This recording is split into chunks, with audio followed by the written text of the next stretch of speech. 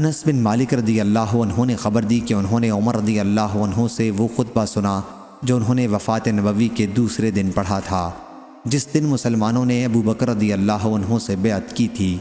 حضرت عمر رضی اللہ عنہ رسول اللہ صلی اللہ علیہ وسلم کے ممبر پر چڑھے اور ابو بکر رضی اللہ عنہ سے پہلے خطبہ پڑھا، پھر کہا، اما بعد، اللہ تعالیٰ نے اپنے رسول کے لیے وہ چیز آخرت پسند کی جو اس کے پاس تھی، اس کے بجائے جو تمہارے پاس تھی، یعنی دنیا، اور یہ کتاب اللہ موجود ہے جس کے ذریعے اللہ تعالیٰ نے تمہارے رسول کو دین اور سیدھا راستہ بتلایا، پس اسے تم تھامے رہو تو ہدایت یاب رہو گے، یعنی اس راستے پر رہو گے جو اللہ نے اپنے پیغمبر صلی اللہ علیہ وسلم کو بتلایا تھا۔